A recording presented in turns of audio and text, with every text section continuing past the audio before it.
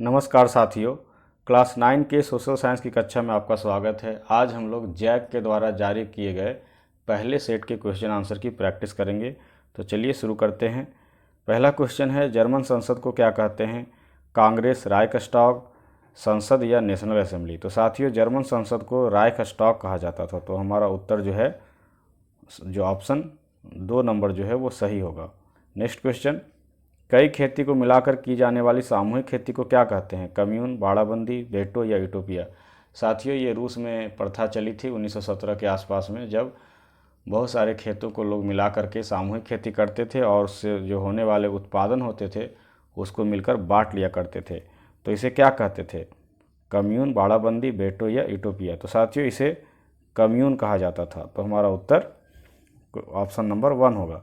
France की क्रांति कब हुई? 1675, 4 अगस्त 1905, 14 जुलाई 1789 या 15 जुलाई 1791? तो आप लोग जानते हैं कि आप लोग की किताब का पहला चैप्टर जो है फ्रांसीसी क्रांति, उसका पहला लाइन शुरू ही होता है, वो है 14 जुलाई 1789 के फ्रांस क्रांति से।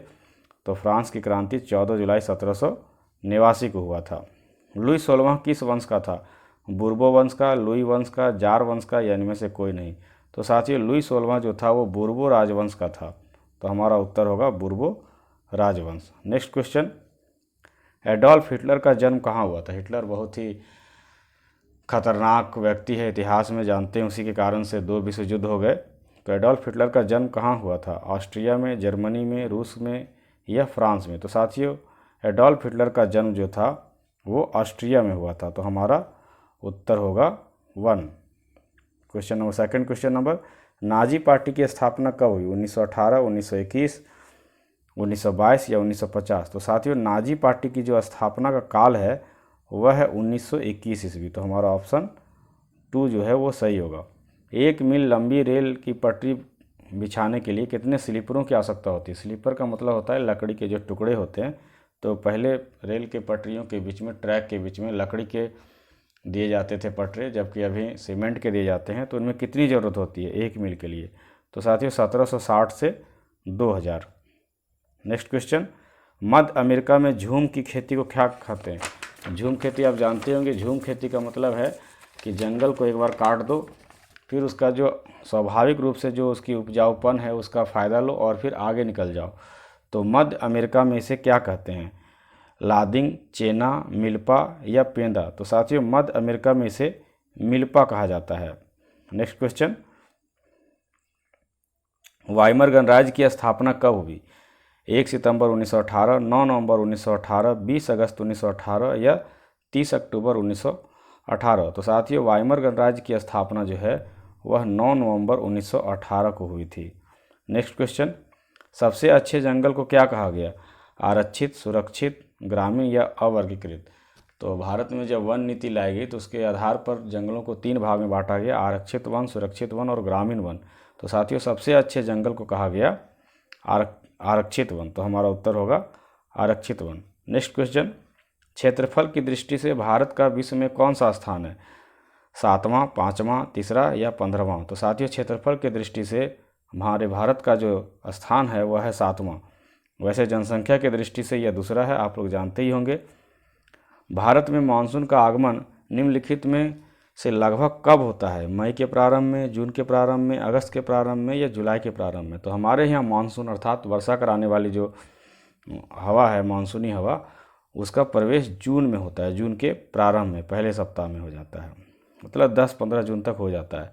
निम्नलिखित में नदियों में कौन सी नदी भ्रंश घाटी से होकर बहती है?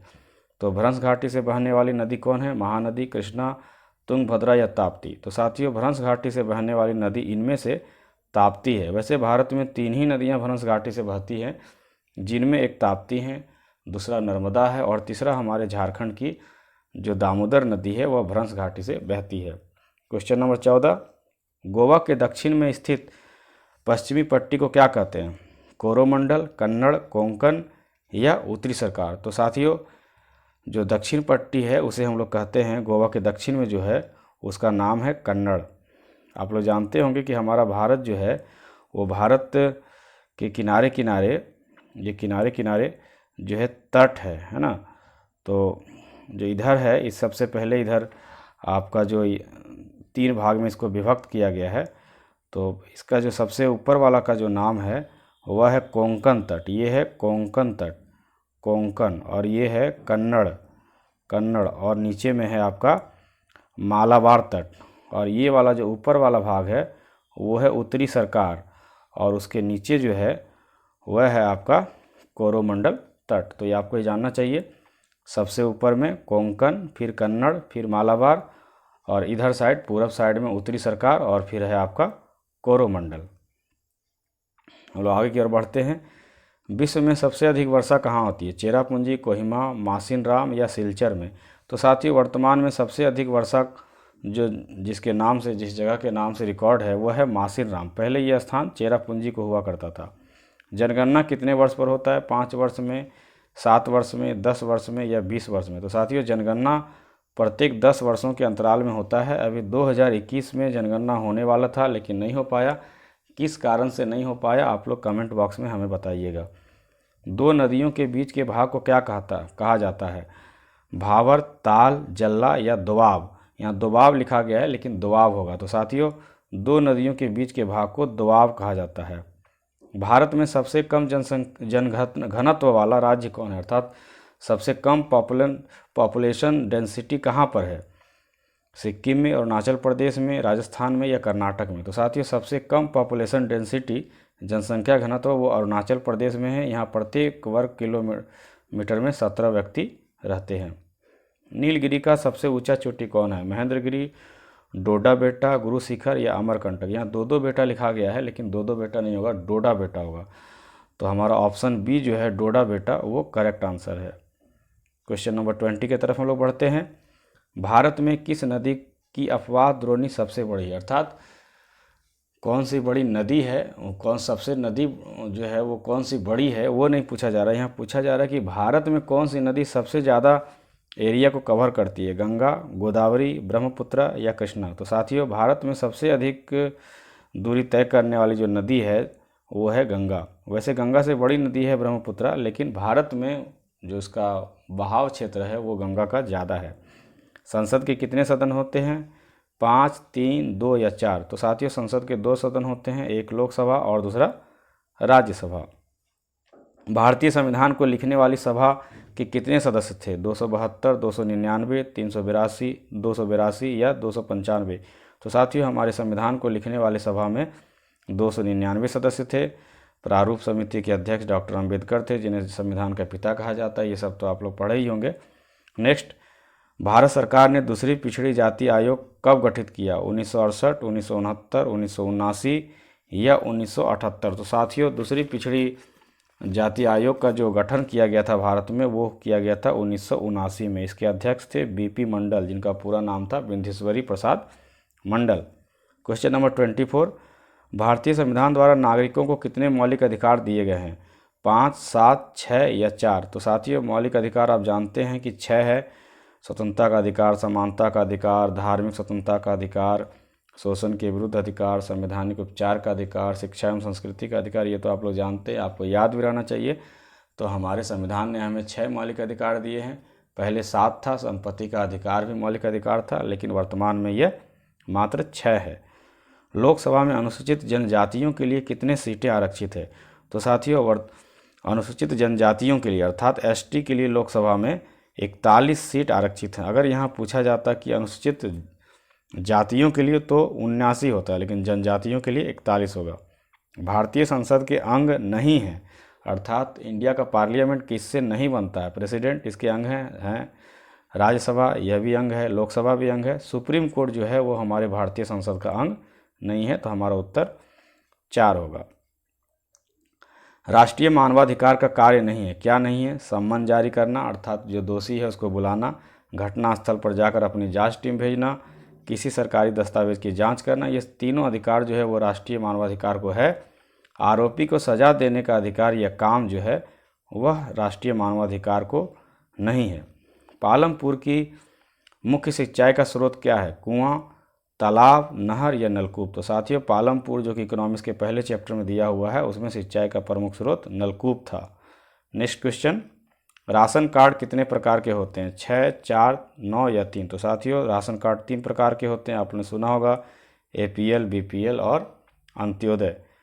मानव संसाधन किसे कहते हैं? जनसंख्या को, व्यक्ति को, समूह को या परिवार को? तो साथियों मानव संसाधन जनसंख्या को कहते हैं। हमारी जो जनसंख्या है अगर वो शिक्षित हो जाए, स्वस्थ हो जाए, तो वो देश के प्रगति में सहायक हो सकता है। तो आगे बढ़ने से पहले छात्रों आप लोगों से अनुरोध है कि अगर आप हमारे चैनल पर नए हैं और अभी तक आपने हमारे चैनल को सब्सक्राइब नहीं किया है तो सबसे पहले इसे सब्सक्राइब कर लें और बेल आइकन को दबा लें। चलिए अब बिना समय बर्बाद किए हम लोग क्वेश्चन नंबर 31 पे चलते हैं।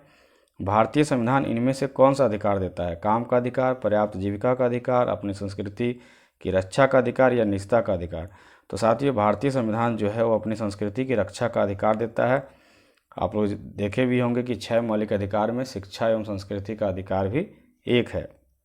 क्वेश्चन नंबर 32, यदि आपको भारत का राष्ट्रपति चुना जाए तो आप निम्न में कौन सा फैसला खुद ले सकते हैं? अपनी पसंद के व्यक्ति को प्रधानमंत्री चुन सकते हैं, लोकसभा में बहुमत वाले प्रधानमंत्री को उसके पद से हटा सकते हैं, दोनों सदनों द्वारा पारित विधेयक को पुनर्विचार के लिए कह सकते हैं, या मंत्री परिषद में अपनी पसंद के नेता का चयन कर सकते हैं। साथियों आप अपने पसंद के व्यक्ति को प्रधानमंत्री नहीं बना सकते हैं, उसी को बना सकते हैं जो बहुमत दल का नेता हो। साथ ही बहुमत दल वाले नेता को प्रधानमंत्री पद से नहीं हटा सकते हैं और ना ही आप अपने पसंद के किसी व्यक्ति को मंत्री बना सकते हैं। इस चारों काम में अगर आप एक काम कर सकते हैं राष्ट्रपति होने के नाते तो वह है ऑप्शन नंबर 3, अर्थात कोई विधेयक पारित करके सदन द्वारा दिया जाए तो आप उसे फिर से रिकंसिडर करने के लिए संसद को भेज सकते हैं। भुखमरी और आश्रय का ना होना क्या दर्शाता है? असुरक्षा, निर्धनता, अपवर्जन या आतंकवाद? तो भुखमरी और आश्रय का ना होना साथियों निर्धनता का प्रतीक है। वैसे इसका आंसर असुरक्षा भी बहुत क्लोज है, लेकिन सही आंसर निर्धनता होना चाहिए।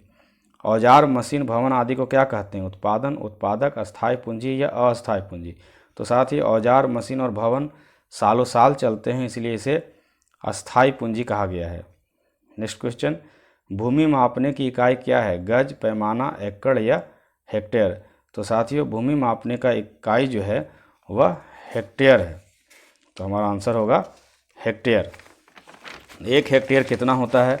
आप लोग जानते हैं कि 100 मीटर गुने 100 मीटर का जो जगह होता है अर्थात 10,000 मीटर स्क्वायर ज़मीन को 1 हेक्टेयर कहा जाता है। क्वेश्चन नंबर 36, भारतवर्ष में 2011-12 में निर्धनता रेखा के नीचे निर्धनों का अनुपात कितना है? तो साथियों यह निर्धनों का अनुपात 2011-12 के अनुसार 22.2% ज़्यादा एक्यूरेट है।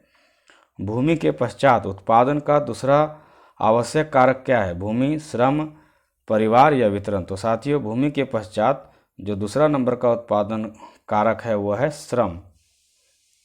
क्वेश्चन नंबर 38, स्वतंत्रता के बाद किस क्षेत्र में आत्मनिर्भर होना भारत का लक्ष्य रहा है?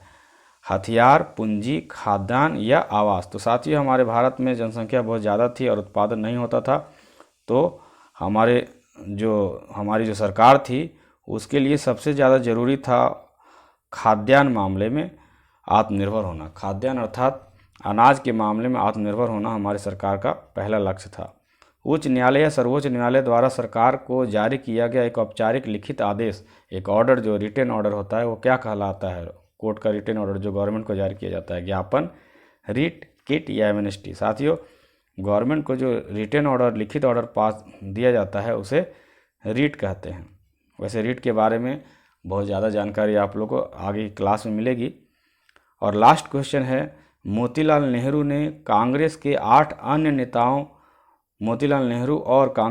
अन्य नेताओं ने पहली बार भारत का एक संविधान लिखा था, कब लिखा था? 1928 में, 1920 में, 1925 में या 1930 में? तो साथियों मोतीलाल नेहरू, जवाहरलाल नेहरू के पिताजी जो थे वो 1928 में एक भारत का संविधान लिखे थे। हालांकि इसको अंग्रेज़ों ने नहीं माना था। मोतीलाल नेहरू अपने 8 साथियों के साथ ये काम किए थे जो नेहरू रिपोर्ट के नाम से इतिहास में प्रसिद्ध है। तो ये आपकी जानकारी के लिए मैंने बताया। तो इस प्रकार हम लोगों ने आज मॉडल सेट 1 के 40 क्वेश्चन की प्रैक्टिस की। मॉडल सेट 2 भी निकल गया है, उसका भी वीडियो मैं बहुत जल्दी अपलोड करूंगा। तो यह वीडियो आप लोगों को कैसा लगा आप कमेंट बॉक्स में अवश्य बताइएगा। अगर अच्छा लगा हो तो अपने 9 क्लास के साथियों को शेयर कीजिएगा। तो मिलते हैं इसी प्रकार के अगले वीडियो में, तब तक के लिए जय हिंद, जय भारत।